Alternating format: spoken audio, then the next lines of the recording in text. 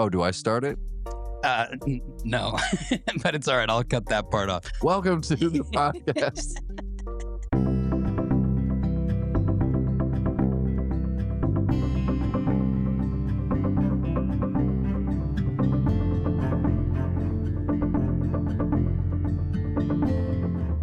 It is the Fit for Radio podcast, and who knows? They can go either way today. I'm excited to have today's guest in here, but first, let me tell you where we're at. We are at the Stafford Hills Club, right here in the suites where the studio is. You can work out here, and you can work here, where work meets play, is what they say. And together... better together is the other motto around here, and you'll find that when you get here. It is a family. It's not like other gyms where they want to sign you up and then have you never come here. So check out the saltwater pool, all the new amenities. You can hit up the workout classes and even a kids club with a highly trusted group of people that you can leave your little one with and have peace of mind. But right now, back to business. I've got a guest in here who I actually met. I was looking through my phone, and it's either 2021 or 2022. If I failed to get his number the first time around, it was 2021. Comedian and all-around good guy in here right now. Brent Lowrey is in the studio. Thanks for being here. And I know that was an ad read, but this place is very charming. Yeah, it is. The Stafford Hills? Stafford Hills Club. Yeah, and it's clean. It's nice. And actually, I'm glad that we started the conversation right now because there was a Pilates reformer class going on next door to us right here. And these ladies were having, and so it's like Pilates where, you know, you're working all the little muscles in your body, but it's on these pads and like sliding units. I'll tell you, Brent, I've been asked and I did agree that in a week I'm going to take one of those classes. Yes. And there's like this video that's going to come out. And she just warned me straight up. She's like, usually it's people who think that they are like in good shape and they go to the gym all the time and they want to push and pull and do all these things. They're the ones who get humbled. So, yeah, I mean, that's your whole brand, right? You did the whole push-up challenge. It was a similar story. But that's a lot different than working little muscles in the sides of your abs or like the inner part of my thigh. I think that I'm going to, every time I do a quote unquote ladies workout, you get thrashed. Oh. They're much tougher in so many ways. I would much rather do push-ups or just like bench press or be a big meathead. Shout out to your wife. Yeah, exactly. Sounds like you're trying to score points with the ladies, and I support it. Yeah, well, she's. I think the thing's going to humble her too because she's been talked into taking the class with me. So, I mean, I think everything from a woman's perspective is a little bit more challenging. I think. Yes. Yeah, I would definitely. And being in the room for 3 births, I have nothing to share there other than like I was trying to clear out my phone, Brent, in order because it was so loaded with videos that I was just erasing. So I was deep in the well of my phone trying to like get rid of videos to free up space because it was freezing. Yeah, because you're a dad, you have videos of all of them. Yeah, so I was like, here are your biggest files, and I clicked on it. And it was a video of like the moment my child like exits the womb and gets slapped onto the belly, which in the moment it's an amazing moment. But when it pops up on your phone, you're like, good God. Oh, yeah. I mean, it's awful. It's a lot. Right. I didn't know if I was looking at Italian food or my child. You wouldn't show your kid, right? No, I don't show my actual children that. But I would say that as, you know, when they're in your phone, you have to be careful because they're like scrolling and scrolling and then, yeah, it's a lot of action. Oh, so much. That's too much. It's actually too much. It is too much action. My girlfriend has this crazy story where her parents were polyamorous. Oh. But they became polyamorous like her junior or senior year of high school. They were like religious up until then. Then this woman just moved in and started living with them in Beaverton. Oh my gosh. This is a story she's told it a couple times, but whatever. It's a good podcast. You're here now, yeah. Senior project, she was going to shoot a music video. And so she went to borrow her parents' camera. No. And she like opened it up and she went to delete stuff, or she went to like, I don't know. She just pulled up what was on the camera. Mm-hmm. And it was a sex tape. It was all the action. Parents' perspective. Like she's like sees two people and she goes, "Who's holding the camera?" Like, so she did the math. It's Slowly registering. 3 people holding a camera and having a sex tape. It was and that's how she found out. yeah, and she was like, she chose a different senior project. She gave the camera back. She didn't talk about it. It was like, that's like one of the crazier stories. So does she confront them eventually on that? Oh, no. Just So go into the dark. I hope they're not listening to this. Not well. I mean, now they can talk about it. That'd be a good. They've never discussed that together. That moment. She's discussed it publicly, like on stage. Are they still? Because you're both stand-up comedians. Yes. And I've seen you actually both perform on the same show. She's highly talented. Oh, she's great. So are they still doing that stuff, or because a lot of times you try that out and then you move on. For sure, it didn't work. I think they tried it. It's hard enough to pick dinner with 2 people. You get that third person in there, really shakes things up. Yes, and then there was kids in the mix, and so it was like a Brady bunch, shady bunch. Yeah. All right, well, let's get back to you for a second. You grew up. I'm already like, I should only tell my stories, but whatever. That one's too good. It was good. Now, you grew up in San Diego, and I always wanted to live in San Diego post-college. You know, a bunch of my friends moved down there. It's just like, it's so beautiful. The weather's perfect all the time. Right. It's like for people who want to be in the idea of LA, but really San Diego is better. Yes. It's a little bit slower pace, but still enough action not to be like, come on. And it's my little piece of perfection. Yes. I mean, you're describing it 100% accurately. It's still Southern California, so there's still traffic and there's still people driving fast everywhere you go, but the pace is slower just in terms of like, LA is a bunch of people who haven't made it trying to. San Diego is a bunch of people who already made their money. You have to, like, for the most part, you have to do pretty well to just even be in the game there. 100%. And so the idea of going there and wanting to live there after college is definitely an aspiration. Most people would understand. What's weird is if you grow up there, you feel like, first of all, you take it all for granted. Of course, because it's all you know. Right. You don't even have seasons. There's no unbearable months, or there's no months where you would have to like switch out your wardrobe. Like shorts are always going to be, if they're not an option today, they were an option last week, or they'll be one next week. Like, there's never a 3-week stretch where you just couldn't wear shorts. It's like pants are for work and that's it. Yeah. Like, and that's, you know, when we get into a summer month here, you almost don't think about it when you open up that drawer and you're like, oh, pants. And then you return to pants. Right. Or there's that exciting time around like May where you can even go grab your shorts or your like summer weather clothes. And that's exciting. And you can put your like big jackets away in like April or May. And you don't do anything like that in San Diego. It's so beautiful. But at the same time, because it's beautiful every day, if you grow up there, you don't wake up and go, oh, today's a beautiful day. It's like, no, some beautiful days you're playing video games and you're like, yeah, you don't go outside and soak it in every day. You don't. And if you get to 18 and you become an adult and you didn't do anything to achieve this excellent life, it's such a weird feeling of being like, well, part of you wants to stay, right? Because it's the most beautiful weather.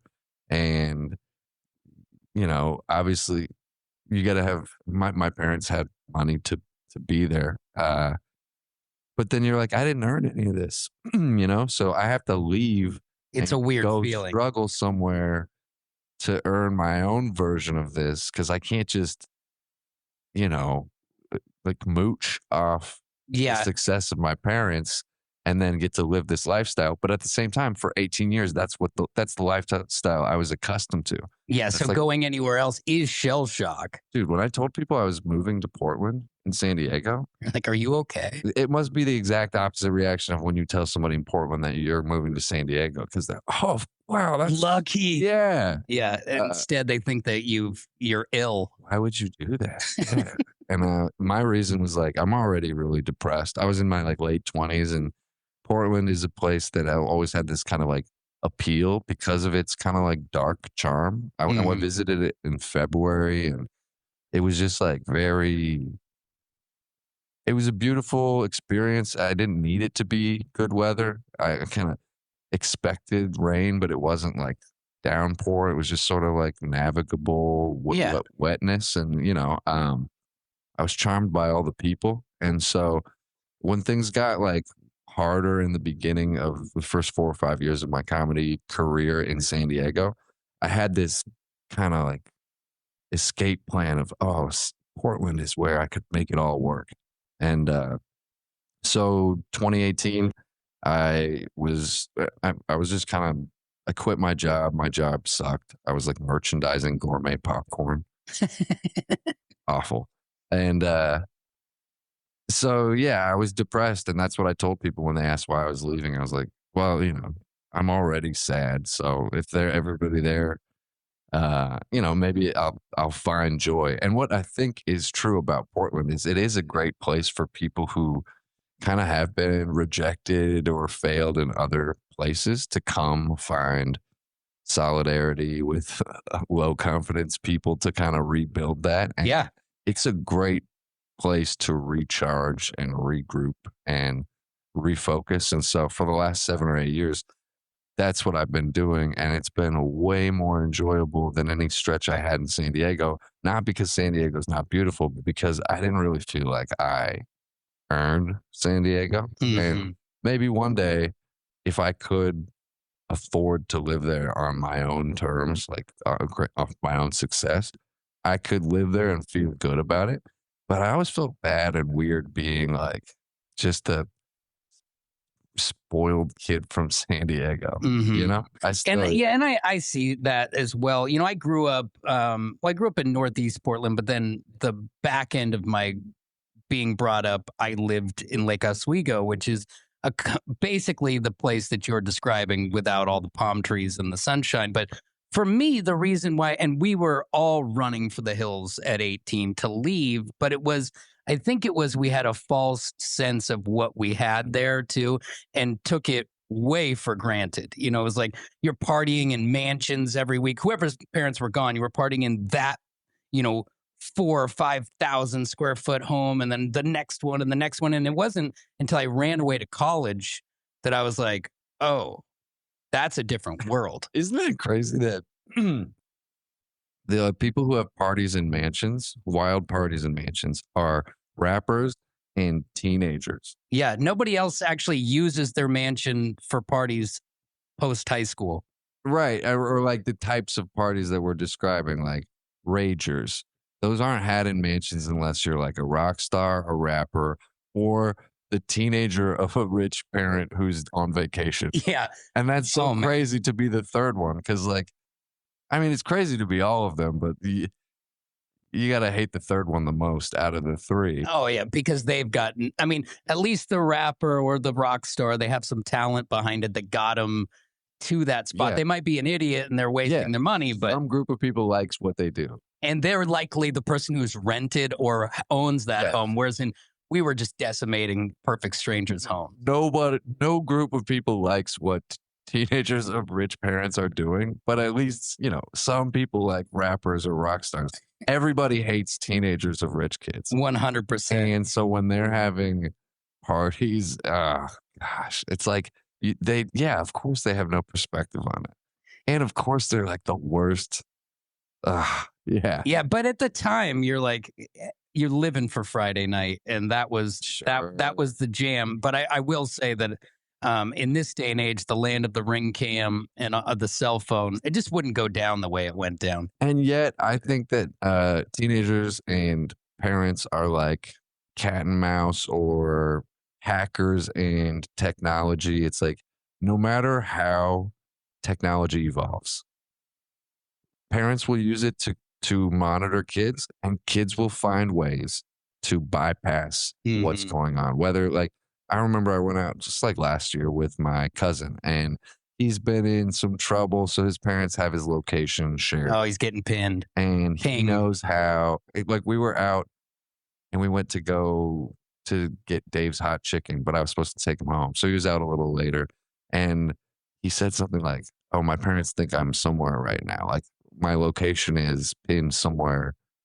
that Uh, I'm not." So so he, he's manipulated it. of course, That's because impressive. every kid has nothing else to do but figure out ways to create trouble. So they'll find the app that does the thing, that VPN or whatever, that can like Yeah, disguise their location. that's And exactly that's right. just the game. Like, so some ring cam, there's an app where some kid can hack into his parents' ring cam and just leave a still video that is calm, or he can play the video from last week. I'm sure of it. Well, there is a way because when I had, I have 3 kids. I got a 10-year-old, an 8-year-old, and then 2 years ago, I had a sneak attack, my little 2-year-old now, Millie. But while we were in the hospital, when I came home, I had a 12-foot skeleton built in my front yard. You know, the ones you see at Yeah. like Home Depot. They're massive. And I'm like, what is going on? My ring didn't even go off. And I go and I review all the footage. It's not that there's nothing there. And what I realized later is there is a like couple seconds or like a second that if you can get to the ring cam and you can cover the camera, it'll never turn on. So what my dad and brother did was they hid around the corner at my house, and then they came with a piece of dark tape and turned and slapped it on that camera before it could flip on and catch them. And so I had no footage of them building a 12-foot skeleton in my front yard. Ah. And then they, put up a whole like note about who was it. I'm like, nobody cares about me more than my family to go Sure. do 12 foot of skeleton. Sure. It's the small list of suspects. I would imagine you could even do like, there's probably kids who take a picture of the porch, like the Just ring cam, put it in and then front. they just tape it in front. And so, yeah, I mean, you could- Where there's a will, there's a way. yeah, they'll find a way. They're kids that all they want is to get together and do trouble. That's true. And when you were a kid, you wrote here, and you and I have some things in common. Grew up the class clown. You did some theater, and now you're in comedy, so it's like you were being trained appropriately, Right. for this type of a life. I was also a class clown. I was voted funniest in my class, Wow. which I don't know if they were still doing that. Mine was unofficial. I did not win. There was a class clown. I was not. But I also think there were plenty of funny people there. It's just luck on that front. But I was in the theater. I was one of the few people. Theater's a funny thing in high school, right? I loved the theater. Right. I did not love the atmosphere of high school theater. It's like I would be like, okay, I want to act, but I also played soccer, and I wanted to I wanted to be cool, and I wanted to be in theater, straight up. And so I'd come in after class and be like, okay, we're all friendly, and then there would always be the one girl in the toed rainbow socks who'd blow the door open and start singing Rent songs. And, that wasn't my favorite part of it. Right. But Every class had that girl. But theater allows for personalities that are bigger than most classrooms or sports teams to exist. So like yours could exist, and so could this person, and so could like someone who wears, cat ears every day. Yes. And the person who thinks they're like a TMZ Kardashian type. Yeah. They're all together in a class, and they all want different versions of what theater could offer, which is like some people actually want to be in the theater and they want to act and they like Shakespeare. And then there's people who want to be on TV and they want to be a movie star. Yeah. And there's people who like just found a class that seemed pretty easy. And it's a way to slip through. And they're right. The theater exists.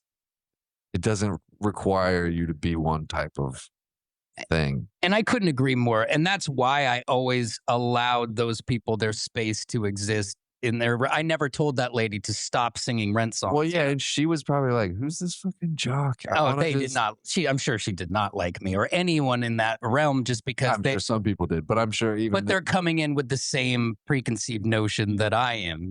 Correct. That oh, he's this way, or oh, she's that way, and and you're also in high school. Because I end up going from high school theater to college theater, and that's how I start college as a theater arts major. Oh, wow. And so I went and hung with those people for another decade. Yeah, and you were obviously taking it seriously enough in high school that you decided to go majoring. Mhm. So it wasn't just a class you took when you were 17, 18.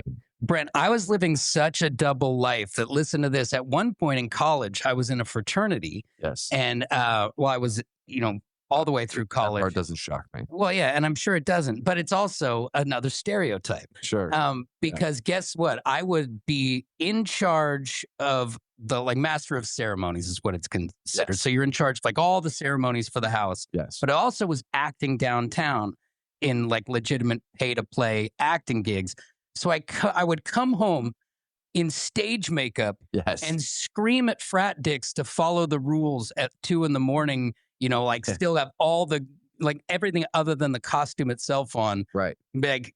Hardly being able to be taken seriously. I can imagine what they called you. But I also could hold my own there too, So it was Right. I was going to do the That's theater cool. and then roll in and be like, what? And Yeah. they could give me bring it. But at the same time, I was both guys. That's great. And the confidence to be in both spaces without having to conform to one or the other is great. Because the other space, while that seems awkward, the other space is also awkward when you show up and you have to prove to these people that you're not a frat dick or whatever they consider to be that, And so by 2-3 weeks into practice, they realize, oh, no, he's not that. Everything's fine, And so you have to earn it. Yeah. And it is, it's fun to exist in multiple spaces and not necessarily be all one thing or the other, And to be able to kind of morph from one thing to another and be confident in it. It's not for everyone, because I remember even trying to get people to come to my shows. Like, dude, I don't want to go sit. How long do I got to sit in there, dude? Yeah. Probably an hour and a half. There's a classic story. I told it on the most recent podcast I was on, but we all played a lot of online poker, and we were poker players back in high school because this was 2004 to 2008. It's the height This of is the moneymaker time. all of it's on ESPN. They got us by the balls. And we were doing it too. I was in a play junior year, and my buddies said that they would come. It ran every Saturday, Sunday for 4 weeks. And then the last Sunday, it was their last chance to come. And I told my buddy, and he called me right before the play. I was backstage, and he was like, dude, I'm sorry. Our buddy Kevin kidnapped me. We're going to Verona. That's the casino. And I was so mad. Oh, yeah. I hung up. I called the casino. I called the poker room, and I go, hey, my son Patrick is stuck off in 16. He's not old enough to be there.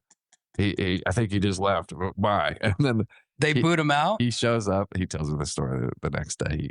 He shows up and he goes, Patrick for 1-2. And then the woman goes, I know a secret about you. And then they tell him he has to go home. And he was so mad. But at the same time, he was like, I should have gone to the play, Yep. You're listening to the Fit for Radio podcast, brought to you by the Stafford Hills Club.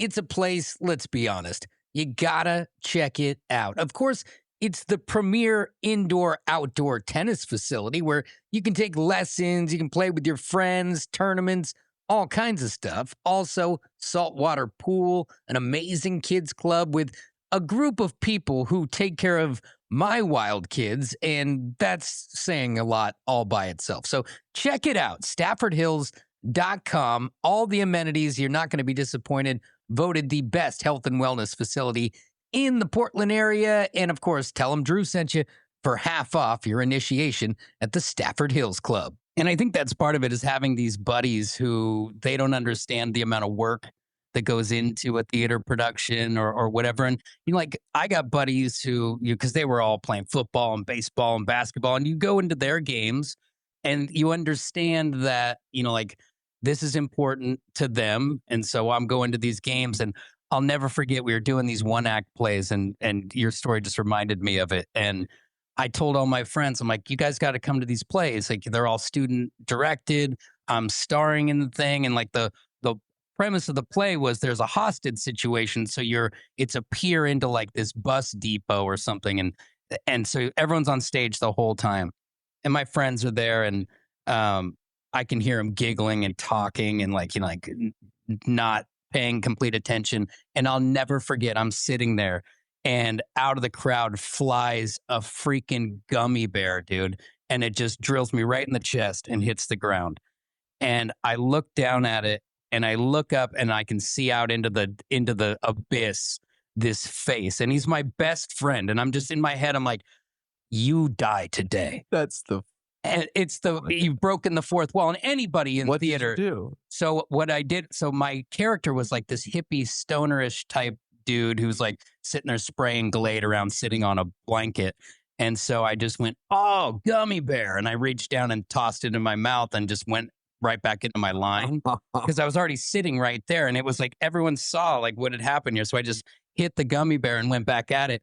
And everything was fine. Wow, true professional. Yeah, improving at its greatest. But then afterwards, dude, I was coming unglued. And he's like, I don't see why it's such a big deal. Calm down, dude. And I'm just like, I'm going to rip your ears off your head. It's the equivalence of running onto the field and trying to catch a football while you're in like a playoff game. That's how egregious it is. It is. But he was like, oh, no, it's just a bunch of sissies. Exactly. Like, I was just trying to be, well, they're all frat dudes. And so this guy well, this is in high school still. And he doesn't end up joining a frat, but he could have fit the bill all the way across. This was in high school? Yeah. Oh. So that's in high school. But I'm also taking it seriously. Like I'm going to go to college and be in the theater. Right. We had a moment, student written play, senior year. It might have been the first moment that was like, might have been the first like big, I guess it was junior year. I'm bringing flowers to the character and I set the flowers down and they knock over and I go, I knew I should have bought a bigger vase. And everybody that's great. Everybody in the audience knows for sure he just made that up. It was very like out of the character. But I say it and then I go back into my line. Like it got a big laugh. I'm sure I was like, yeah, but that's and then funny. I go back into the line. But yeah, that one was the first laugh maybe on stage. I mean, I was always chasing the laughs in the classroom. That was it. And so the next big one I remember was when we did a school. Every senior class would put on for the big rivalry game, our version of like Saturday Night Live. So we would take the senior class every year would take like whatever popular commercials were going on and they would satire them. They would do like their own version. Back then it was like the OC, Laguna Beach. Those shows were big. So we were doing like our mock version of that. And so we would have like the hot girl be whoever the popular girl was, and the jocks would play these characters. And we wrote the whole thing. Like it would fit a dynamic that tied into why we had to beat Mount Carmel for the game to be. And so I remember we had a joke written in and someone else delivered it. I was backstage, but it's our school is 3,000 kids. So the auditorium, it's like 1,000 kids in the gym.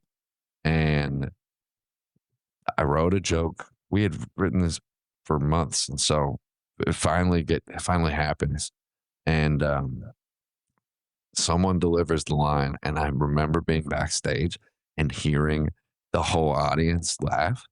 And I remember just doing like almost like a touchdown celebration. I just remember like, yes, the adrenaline of being like, oh yeah, oh, that line, I wrote that. And now that's 1,000 of my peers just popped at that. It's like, sure, I've gotten a big laugh like that in a classroom before, but that's 30 kids. Mm-hmm. The feeling of 1,000. It's addictive. Tied. Oh yeah. I mean, you don't forget stuff like that. And then of course the fact that it all leads to where it is now. Stand-up wasn't the dream then. It was like Saturday Night Live. But it was whoever the funny people were. I want to be the funny people. I always, and it's wild how much our early years kind of go along the same path, because before we started, I was telling you that Saturday Night Live was my jam too.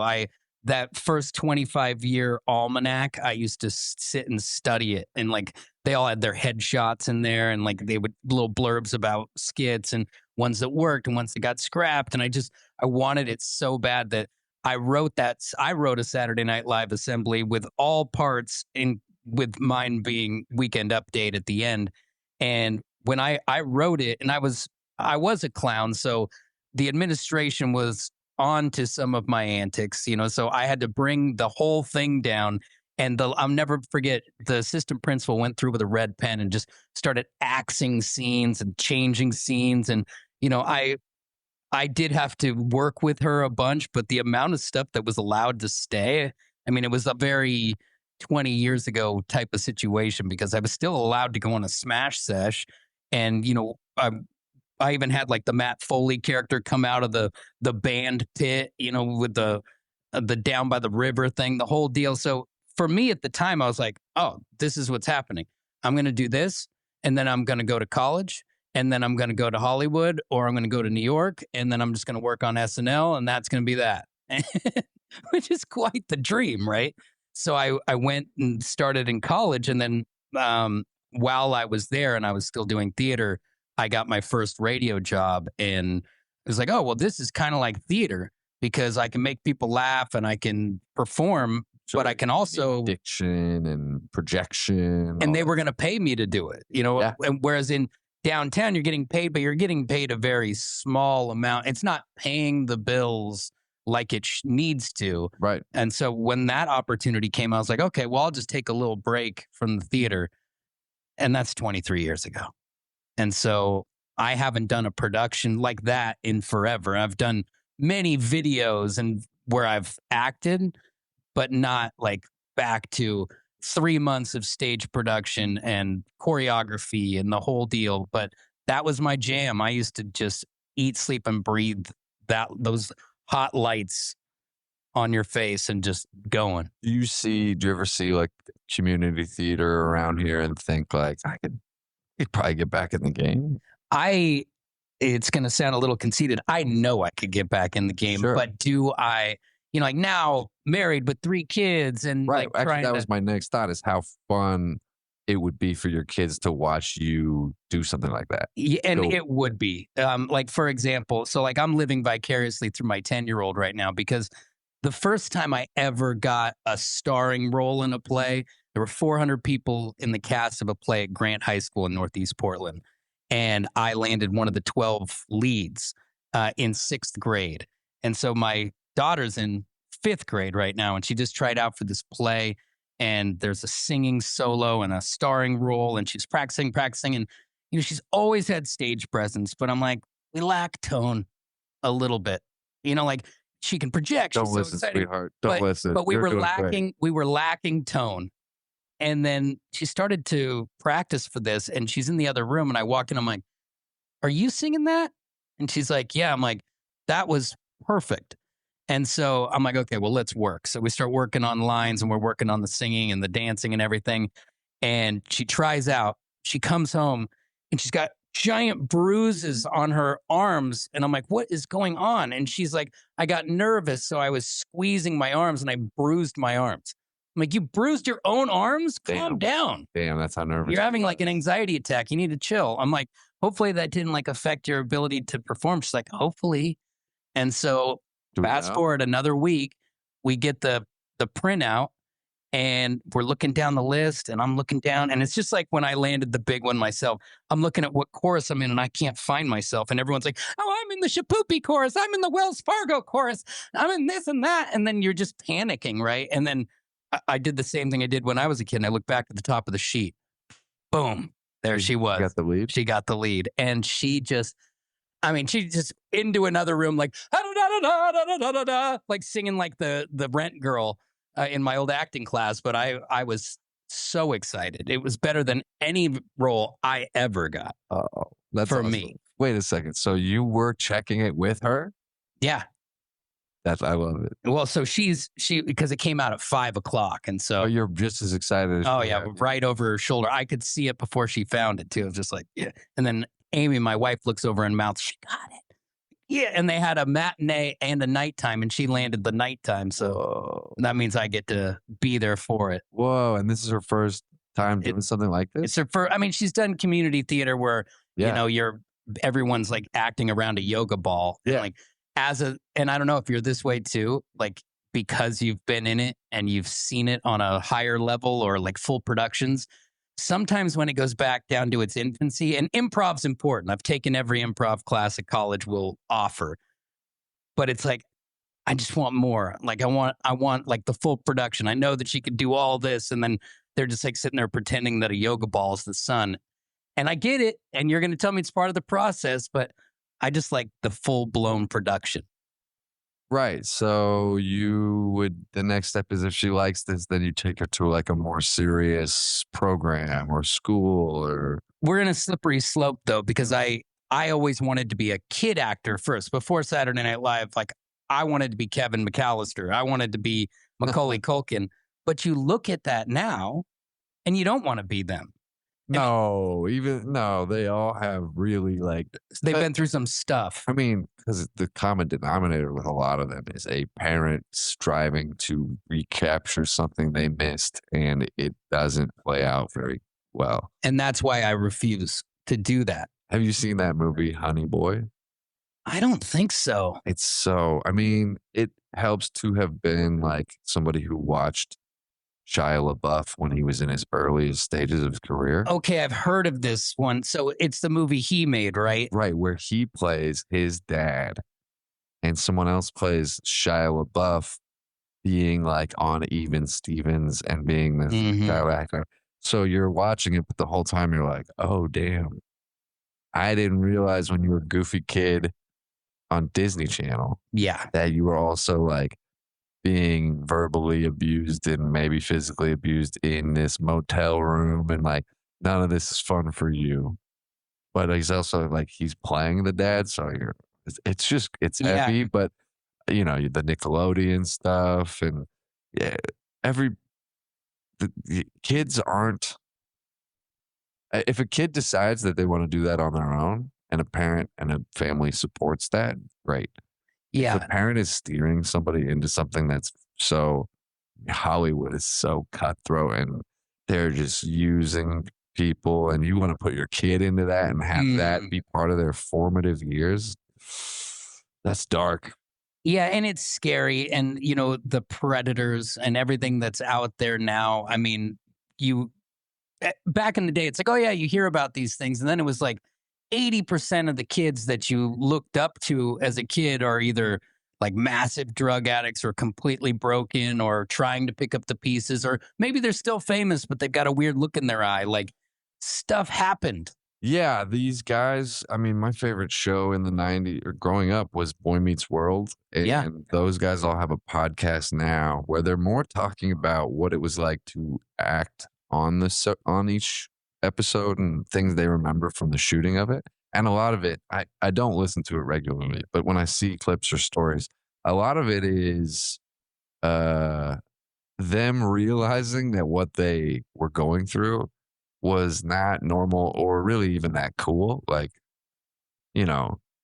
Danielle Fishel, the girl who played Topanga, Yeah. she was being heavily objectified and like sexualized and probably was not yet 18. And they got a whole cast, like writer's room writing Sexual innuendo Yeah. about a 14-year-old Right. girl. But it's delivered from the line. It's delivered from another 14-year-old or 15-year-old. So this is just them joking about puberty and their jokes were so funny. They had really good jokes. And these kids, these teenagers had a very like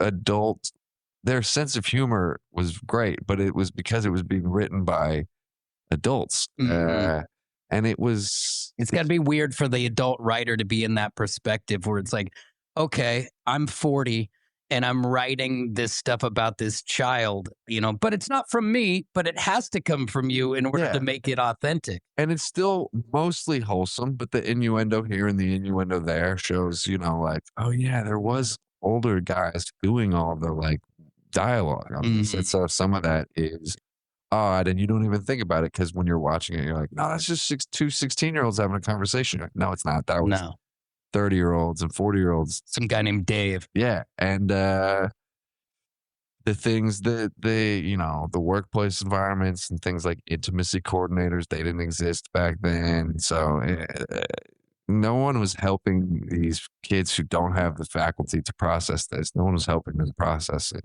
And they were just kind of like, cut. All right, let's move them to the next scene. And if they got too emotional or weird, they'd replace them with someone else. Yeah. They write them off and replace them. It's just like, that's the business. And so And I it think would be a weird thing to steer your child into if they didn't really want to on their own. because there's a big gap between being excited about a stage performance and being at auditions and grinding it out. And like even when I was started to find some success in it as a kid, like my mom would have to take me around to local auditions, and it's not easy for a kid on repeat to hear no, or hear it's not the lead, or it's this or it's that. And it really is. It's like a peaks and valleys thing. And like when you land it, it's like a drug. But when you don't, you feel like a failure. And part of it is, even in theater on the local level, it's so clicky. Like you could walk into an audition and know you've lost because the person who's looking for the talent knows the name of that other kid. And oh, little Randy, he's always here and he's always so great. And like you're fighting uphill. And I want my kid to use theater and things like that and choir as a vehicle to find confidence and to find her voice and to be, because she's already super articulate. She was always the one, even at like 7, she's standing there making the cheers at the table of 30 people in a restaurant. Like Ham Sando doesn't fall far from the tree. But I'm not going to go to LA and grind it out with her only to probably have her get her heart broken and then maybe worse. So I think that for now, I'd just be happy that she landed this role and she can sing and dance with a bunch of other pirates on stage. Yeah, the interesting thing you said about, like cliques and stuff and politics playing roles and in how and all that stuff that maybe is too much for a kid to have to like see and be exposed to. They should at least have a period of time where they're incubating just their confidence in a place that's a little more insulated for them to succeed in it. But at the same time, you need some of it. You have to lose some. The cliques and the politics, that's just a preview of every industry that exists. And so you want to say, hey, this isn't fair what's happening in our community.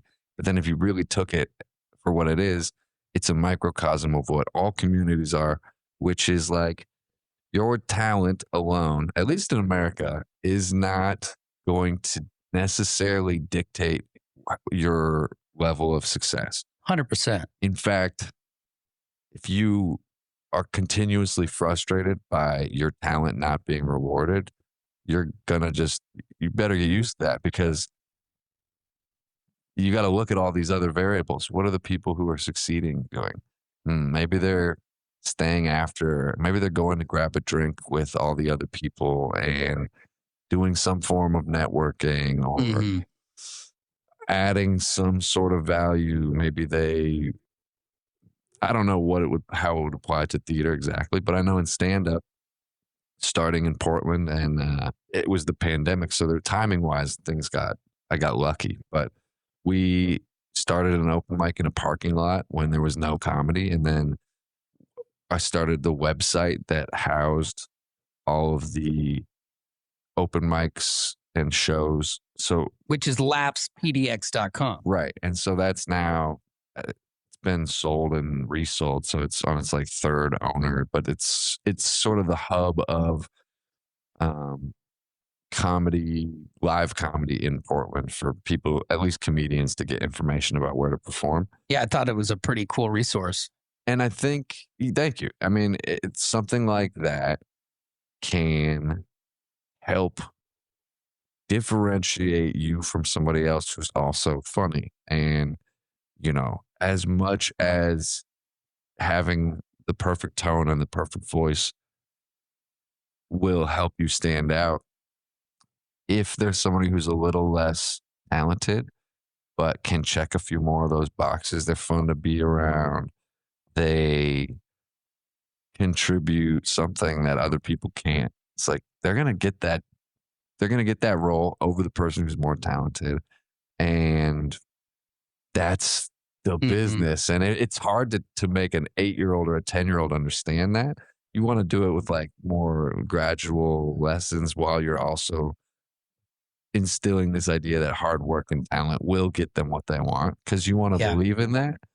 But you kind of know as an adult that it's more nuanced than that, you know? Like, Plus, with what you do and with what I'm doing here, that's the perfect example. Is you can be a great stand-up comedian and never get your shot, your true shot. And you can have a great podcast, and if people don't find it or it doesn't get legs, you can fall flat on your face. And it's not just see, it's like sports are a little bit different than entertainment, because if you're a great basketball player, it's going to be hard to keep you out of the league. If you can dunk and hit threes on repeat, well, you can dunk and hit threes. Like if you can tell great jokes, you might be lost in a mid-sized town in Tennessee somewhere, and you don't ever get your chance. And I think that I mean, you need a little luck along the way. for I sure. truly believe that. But I mean, obviously, what you say though does give you an advantage. It's like Conan O'Brien. I don't know if you've ever heard what he said about when he was hired by Lorne Michaels to write on Saturday Night Live. He was like, "Oh, you've hired me because I'm super talented." And he's like, "No." He's like, "Why?" He's like, "You hired me because I'm talented." He's like, "No, I hired you because I like you, because you're a fun guy to be around, and I'd rather hire you than someone slightly more talented than you who I don't want to be around." Yeah. And he's like, that like hurt my ego, because he was like, oh man. But then when he had time to think about it, he would actually rather be somebody that someone likes and have them maybe think you're slightly less talented, because in the end, you get to prove that if you're here, Exactly. Yeah. because if I'm not here, I can't tell you you're wrong because you just picked the other guy, the nicer guy. Right. You made a good distinction that I kind of like drifted off on. Like nobody needed Kobe to be a nice guy. They were Mhm. still going to come. Yeah. Black Mamba was Black Mamba. You're not going to stop him from being a star. In sports, it's almost the less human you've seen, the more you appeal to the masses because it's like people are trying to aspire to be that hero larger than life.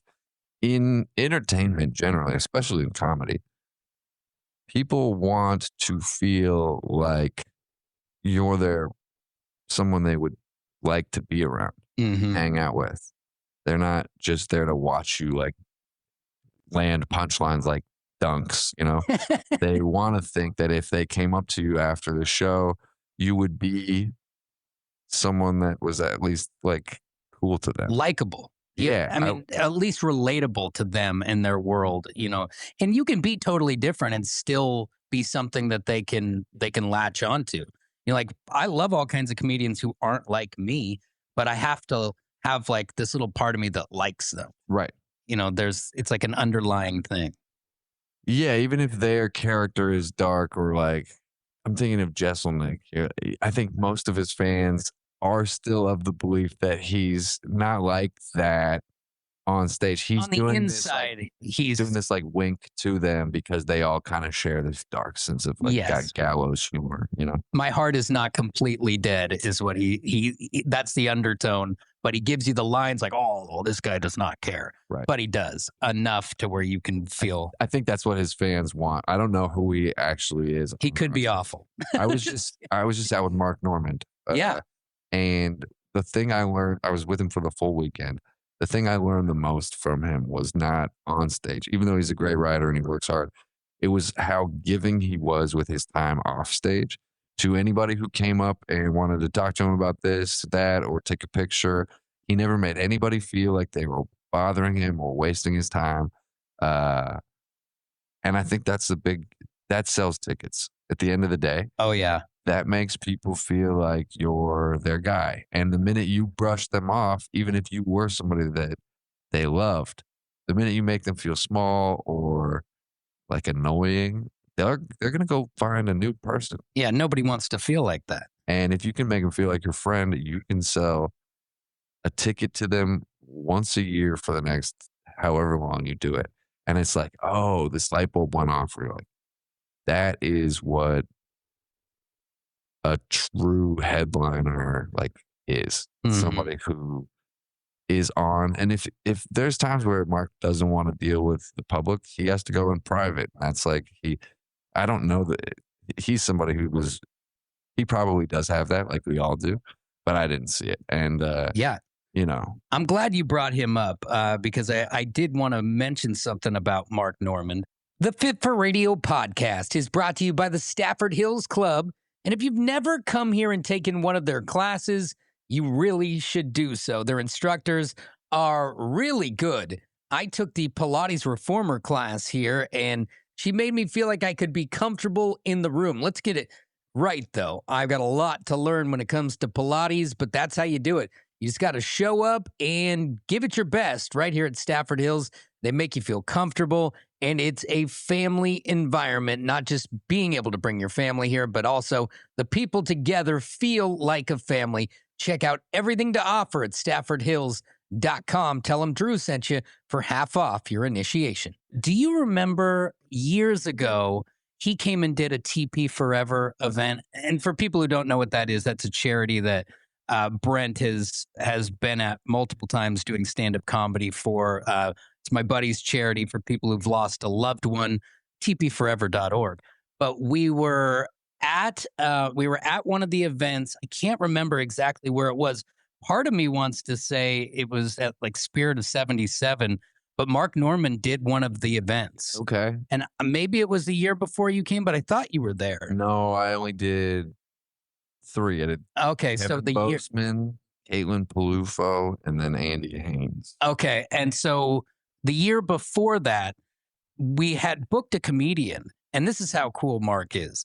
We had booked a comedian, and it was a friend of Mark's, and he was more of a mid-level guy, but still super funny. And we were really excited to have him. And at the last second, he got sick, and he had to cancel. And so we've got this charity event, which is super important. They only do 2 events a year, so we need it to happen. And so he calls in a favor to his buddy Mark Norman, who says yes and comes out here. And at the time, I knew of him, but I didn't like realize how much of a favor that was at the time. And dude, he was so chill. Like, he's over in the corner, and he's like, when he's not on stage, just kind of like soft spoken, just kind of like, chat and doing that thing he does under his breath a little bit. And he made everybody feel cool. He made everyone feel like it was even keel, all the openers and everything. He's like chatting them up, making them feel good. And, as a host of these events throughout the years, I've always tried to make it easy on the comedian. Like, hey, no pomp and circumstance for me. I'm just going to tee it up for you. And he was, I think once he heard that I was going to not try and like go over the top, he's like, okay, this is relaxing. But that was the takeaway I had with him, because I've worked with guys where it's not so smooth, or they're like, make sure when you get up on stage that you bring me my microphone and all this stuff. I'm like, okay, all right, dude, let's take it easy. Yeah, But he's the guy. In particular, people can be there's a whole range of what a headliner can be. And the Helium Green Room. So last night there was a British guy who sold out. His name's Ed Gamble. He's a UK star. And so he sold out Helium on a Monday, which is impressive he's never been there before. I got there like 45 minutes early. We had a great conversation, but that green room is so tiny. At the end of it, I was like, dude, thanks for being cool. Because sometimes the headliner can be like standoffish. Oh yeah. But I still have to be in here. So like that, you're in a closet of a room with somebody who you like look up to, but you don't know how to talk to. It's some of the most uncomfortable. Sitting on your phone. I've sat in those rooms with you a couple times, and I feel uncomfortable because I don't know how to interact with somebody that I don't know how they talk. But the Mission Theater green room is 3 times the size, maybe 4 times the size of the. You guys were all. So if you don't like, or if you're not vibing with the guy, you're still like as close as you and I are right now, and the it's knees so are close. uncomfortable. So I literally thanked him for being like a cool hang, because It can be bad. There's a whole range, and every time you come in, you have no idea. You can't tell from their picture. And I think that's something that's cool about you, though, is because you've put in the work and the time and the grind. And not to say a lot of these big comics haven't, because they have too. But when you've been on the other side of the green room, where you've seen cool comedian and icy comedian, I never want people to leave my presence and be like, that guy was icy. What was that about? I really, and now granted, some people do things that deserve ice, but I don't like to open my interactions with anybody in that way. Yeah, I hate to leave a situation like that too, but I know that I have left situations, and certain situations can bring kind of a coldness out of me where you're like, all right, I'm kind of just here I'm done with to this. do work. And then when this is over, I do just want to leave. But I mean, again, shout out to Mark. It's like, if you really want to do this on a level that sells tickets and like works throughout the country, you got to make the decision to like, if that's how you feel, it can't be how you act. Like, you have to act as if you're just grateful for every opportunity, because there's a reality where these opportunities aren't given to you. So hmm you can be a little bit jaded about, oh, this isn't a great room, or these people It's are half here. empty or Yeah. But you could be at home not making any money. yeah. And it's like, it's so important to how you internally frame things to kind of remain grateful. Sure, somebody could be bothering you while you're at the grocery store, but you're like, that's a sign that what you're doing is having an impact on just a stranger, and that could be framed as, oh, I'm grateful to be in demand, or there's Oh people yeah. who I know who are funny that are not being recognized, and so uh, how you frame it is super important, because yeah, you could brush off some of the like awkward gigs and be like a little bit of a diva in Ashland or Hood River, because it's Think you not deserve to be somewhere bigger. right. But those people all have friends, and if they tell the story of how you weren't that cool, it's like, well, there's a whole community of people that know they're talking about how Yeah. you're not actually that cool. And if it was the opposite, where you had a whole community or a bunch of communities around the country talking about how cool you were, those feel like the difference between success and failure.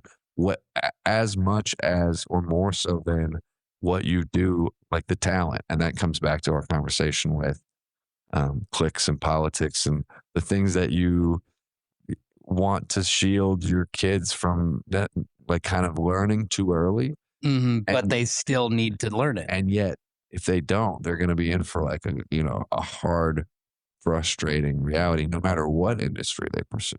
And I'm always trying to teach my kids the power of kindness. And it's not just on like the cupcakes and butterflies level. Like, take it back to the Mark thing for a second. Yeah. And I would even be willing to tell my girls this, that, like, I want you to be kind just to be kind. But even as a self-serving situation, let's go back to the Mark situation with me, right? He interacted in a way to where, when I hear his name after how kind he was when he did a show with us, that I am a walking billboard for him, right? So when his name comes up, I'm like, oh, he was so cool. It was like this, and then he was like that, and it was like that.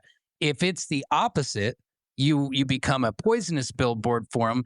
And while it really is no skin off of his back, because if you were to ask him, he has no idea who I am. I mean, that was 2021 or 2022.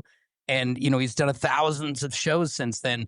And it doesn't matter if he remembers me, because he's already planted the seed of who he is to me. And he doesn't realize in that moment that I've got this platform with a big microphone and a big voice and all that. But to your point, to each person who's sitting in a little nightclub somewhere, is like, oh yeah, we were thinking about going to that Mark Norman show. Oh man, when he came down to Ashland and he played the place, like, he cared enough. It felt like he was in this massive venue and made us all feel great. they're going to go. That's it. Yeah. It's done. But if you're like, well, he was a little cold and he seemed like he was trying to get out of there, Then they might not go. they might not go. Yeah. I mean, it's wild, but it's awesome. And it's good. It's like, yes, you should be kind just for kindness sake. But it's tough though, because comedy is dark, and one thing I've taken away from being around comedians for the last 20 years, and back when I still lived in Eugene, I used to host gong comedy. Yeah, with a gong on the stage. Let's just say after about a year, we ran out of comedians because everyone's getting gonged. But I was also putting on these shows with bringing Portland comedians down and bringing people in from out of town. And I did this thing called Fat Camp for years, where PHAT, it was no fat shaming in it, but I would bring these guys in. And one thing I've learned from having all these interviews with comedians over the years, and I wanted to be a comedian for so long, is there is like an aspect of darkness behind the eyes of comedy. Like, do you notice that a lot of good comedians have a darker side to them? It's not all, sunshine and yuck jokes. for sure, I think, comedians are sensitive. That's like at their core. They seem like they're the most confident. The And happiest. like, they could talk shit to anybody and you could dish it, but they're the ones who could. But at their core, if you think about it, anybody who has decided to get into this is somebody who really values the validation of strangers. So at it's going to bring out people who are a bit insecure, sensitive emotionally, highly focused on how they're being perceived. That's just what almost across the board everybody has in common, whether they're good or not.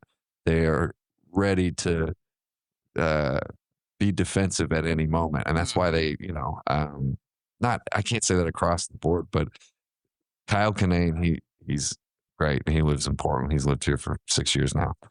He said one night, he was like, everybody has a friend who's funnier than the funniest comedian, but a lot of people who are funny don't need to go out on stage and like present that in a way that they define as their career and their identity. Some people are okay just being hilarious to their 10 friends and their family.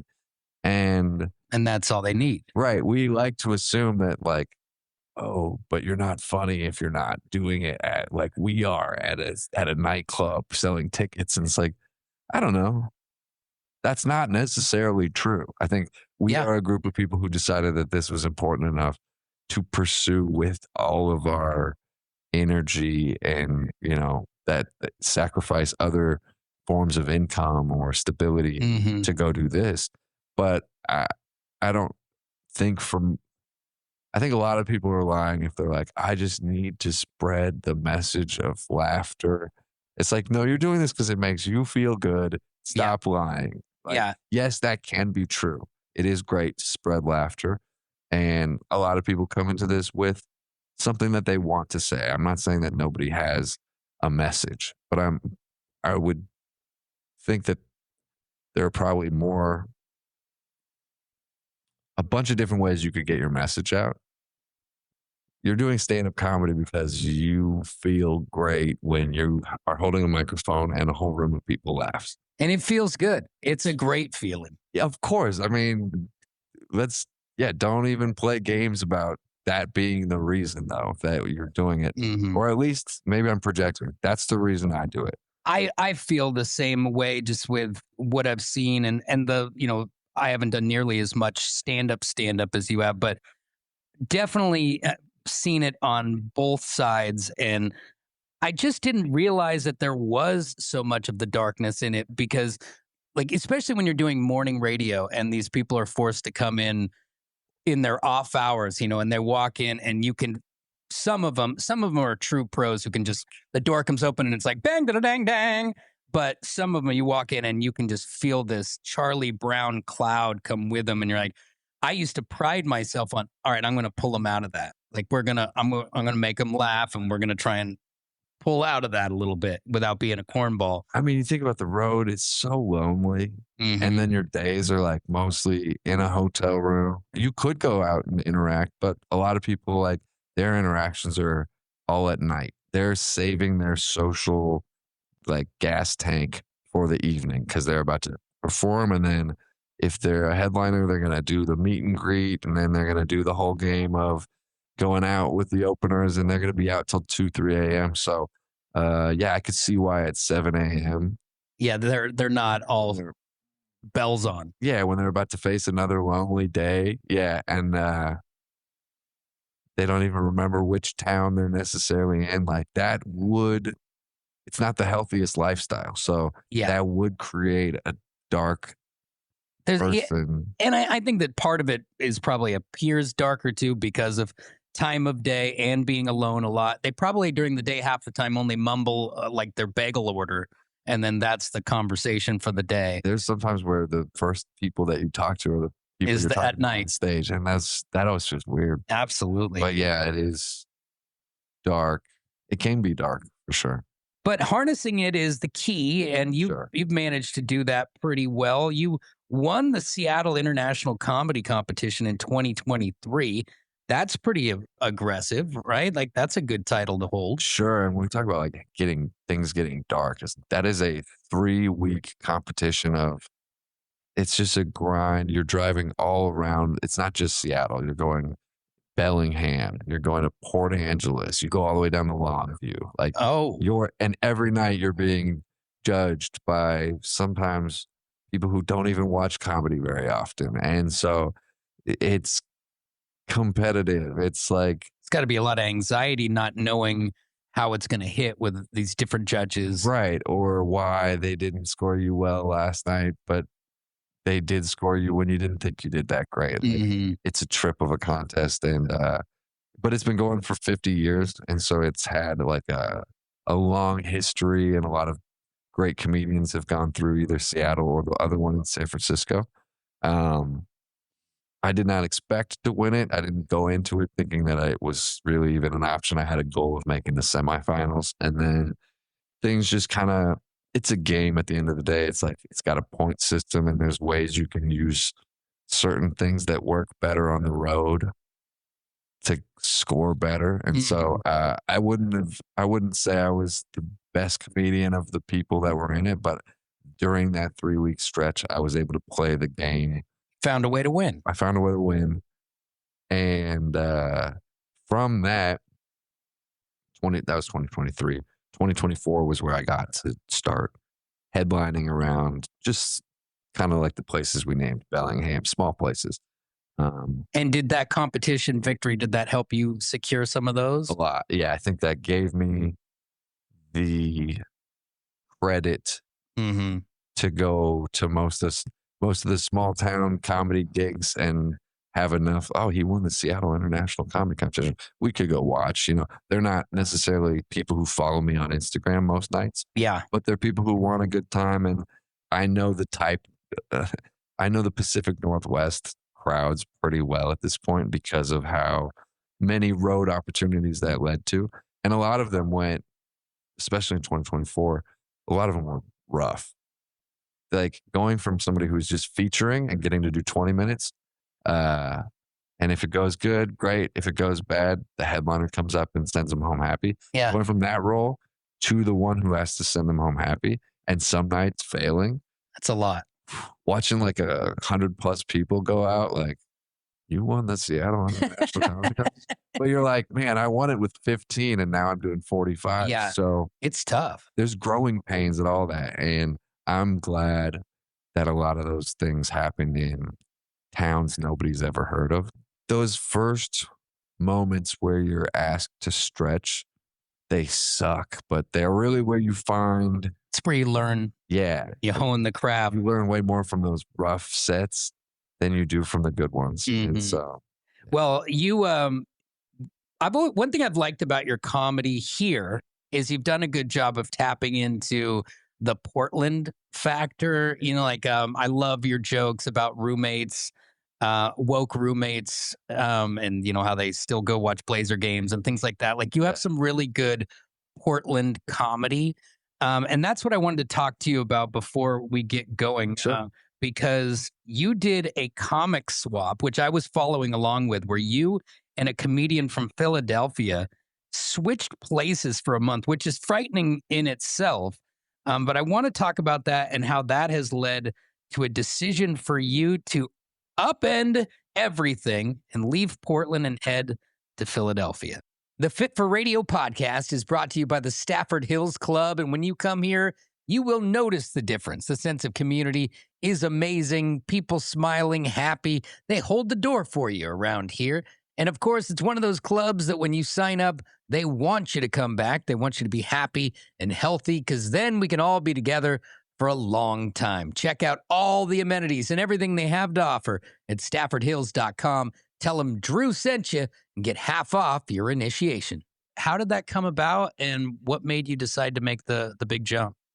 Right after I won the Seattle thing, I was catching a lot of like weird energy in the Portland comedy scene, and it felt like maybe I was starting to develop my first wave of haters. And I was like, I don't want to leave Portland because all the work is up here now, but I got to get out of here for a little bit. So I pitched this thing called Flop Swap, where I wanted to trade rooms, like a flop house. I wanted to trade rooms with somebody in a different comedy scene. I didn't care where, as long as there was comedy happening every night.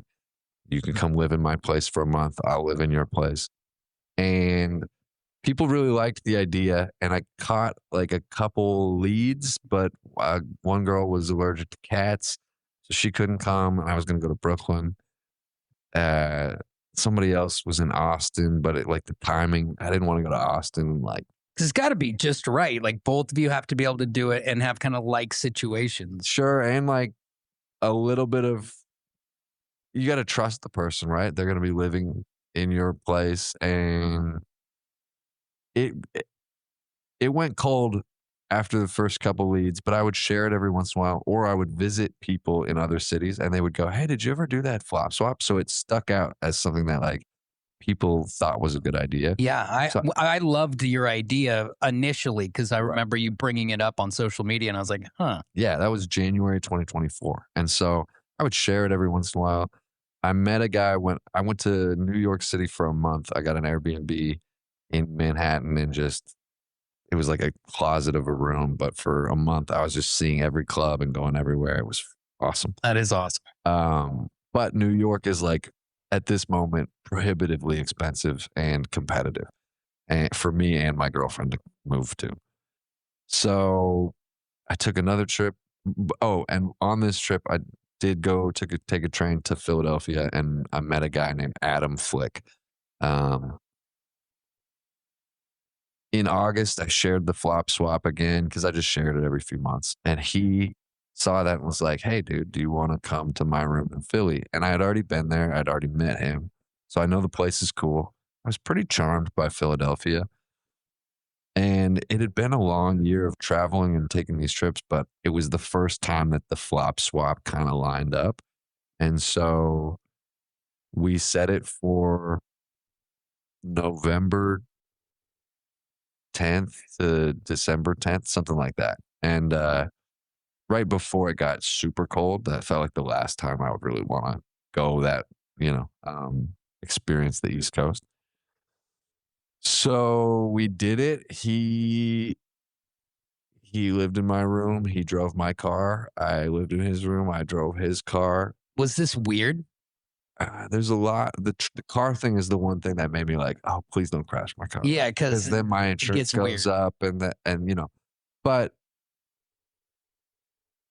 I got to take his car to my sister's in upstate New York for Thanksgiving.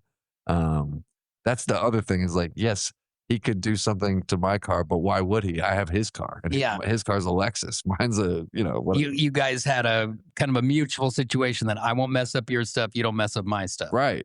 We both had guns to each other's heads, and we were hosting each other's comedy shows. So like he ran a show for me out here. I hosted one of his shows and did his open mics, and it was an awesome, affordable way to experience a different scene. And yeah, at the end of it,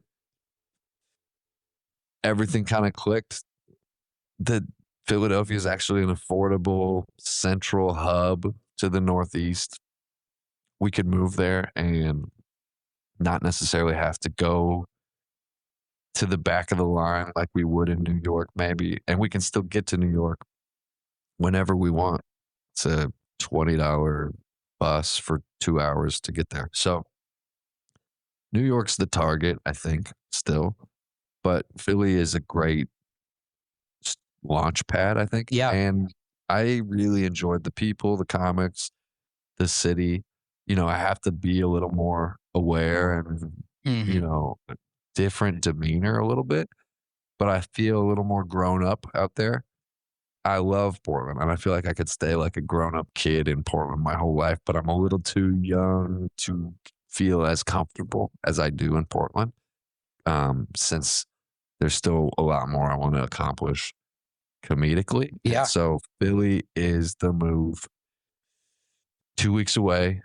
We got an apartment. We're going to be living on South Street, which is like one of the big, busy bar streets. And we're not drinkers, but we're going to have 9 months of chaos in downtown Philadelphia, and it'll be an adventure. I'm glad I'm going with my girlfriend because that helps. Yeah, and she's a comedian too, so we'll both hopefully get to find our own lane.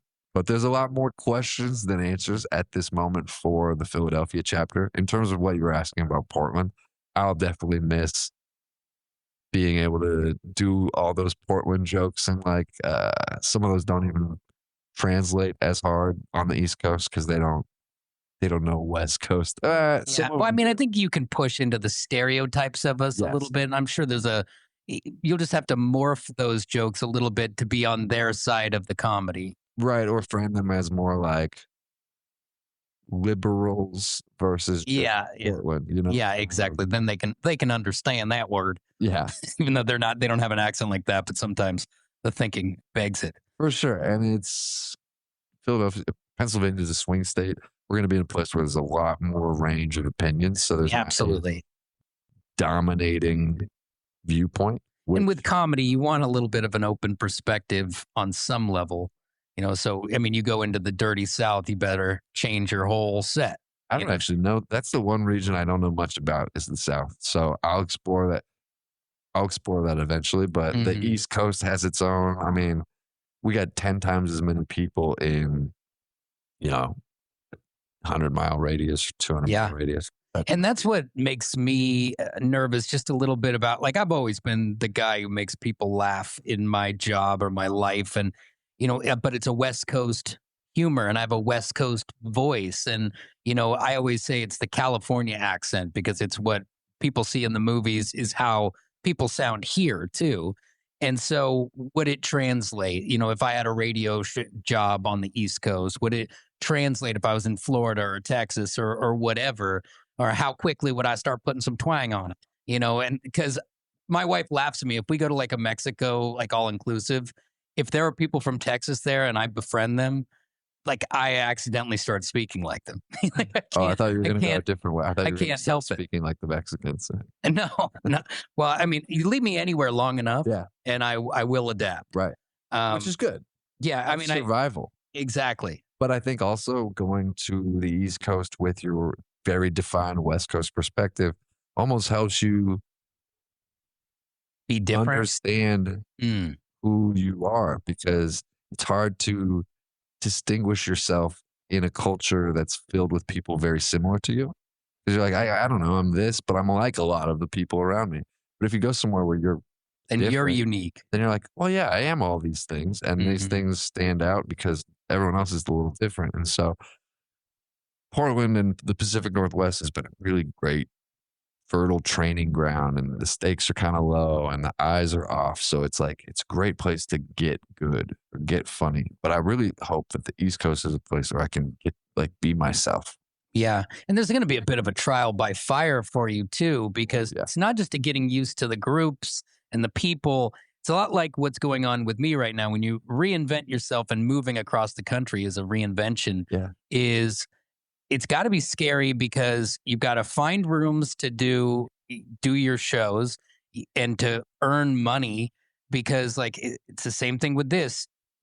It's a passion project until it pays the bills, and so like when you guys get there, are you going to have to find other jobs as well? Or are you going to be able to just do comedy? I mean, that's a tough thing in a new city. Right. For the last 6 years, I haven't had to have an actual job in Portland, partly because of pandemic timing and some of the unemployment benefits, but partly because just that led to being a break-even comedian and then being able to pay the bills. But, Can we call the popcorn people back? the goal is not to call the popcorn people back. I already did that. I quit that hear job you were 4 great. times. I was excellent. Oh, I can great. see it. I Yes. can see it. And what's funny is that where I'm moving is like the snack belt of America. Like there's it's a pretzel town. It's like there are a lot of chip makers out there. So there's Okay. part of me that's like, I could probably make a snack company. I could be an asset to like Oh, a snack absolutely. company. And is there a part of me that like could get back in the game, like whether it's popcorn or chips or pretzels or whatever? If I have to, I will. Yeah, anything to keep the lights on. For sure. But I don't know. There's this part of me, and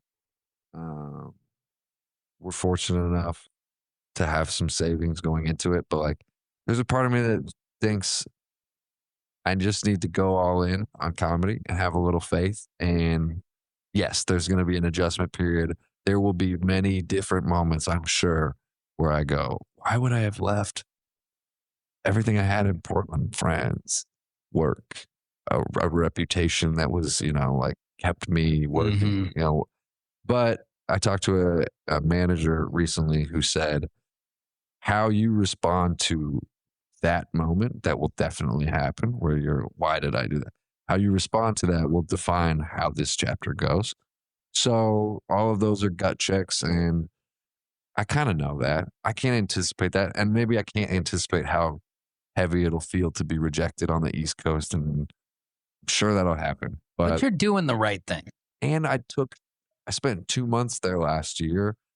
My stuff translates enough that I'm not like That you can't speaking make a people foreign laugh. language. Yeah. Yeah. And that's good to know ahead of time, right? Definitely. That you've already tested it out a little bit. And I really do think you're doing the right thing. And, with my life right now, everyone who matters to me is coming back kind of like in turns as I'm going, am I making a mistake? Am I doing what I'm supposed to be doing? Should I be chasing other jobs? Should I be on this journey? And just seems like every time that doubt leaks in, that somebody or something is there to say, yes, keep going, keep pushing, keep going. And so we're in a similar but different but similar situation. We're going to figure it out. Yes. I got faith. And I would like to have you on more often as well. The nice thing about technology is you don't have to sit here with your knees nearly touching mine in my little studio over here. It's a beautiful spot, but it's cozy. But I'd love to have you back on. Real quick, a couple of things about what you've got coming up. You're about to film a feature and a special. No, well, Nate Jackson is reviving Def Comedy Jam. Oh, awesome! So like the '90s. Oh yeah, on BET. He's gonna do. He doesn't believe there's enough people doing stuff like that where you're kind of putting on new comics, and so he's doing from his YouTube channel. This is Nate Jackson. He's doing super funny comedy jam. So it's like at his club up in Tacoma. He's flying a bunch of people there, and he's recording on Tuesday, Wednesday, and Thursday. 11 episodes of and they're going to be probably 30-minute episodes, but he's filming 11 of these. Each episode has 3 featured comics and then a headliner. So I'm going to do a 5-minute set on Thursday, the 26th. And that's, oh man, it's so cool to get to do an official taping on my last night in the Pacific Northwest. That feels perfect. It feels like the region sending me off in style.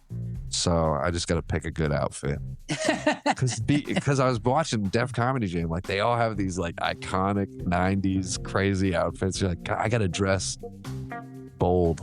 Yeah, I think you gotta See what I do. step it up We'll see what happens. and bring it. Well, it's so great to have you on. Thanks for having me. And yeah, I Good luck to you as well. thank you. And it's a bummer that we'll be not seeing you here anymore, but you can keep up with him on social media. Where can people find you online? At Brent. 3 Ha's. 3 Ha's. Yeah. And I follow him. You should do the same. And like I said, super funny guy. If you ever catch him on the list of comics here in Portland or anywhere else, make sure you go check out Brent Lowrey. Thanks a lot, buddy, for coming on the show. Thank you. Cheers. Cheers.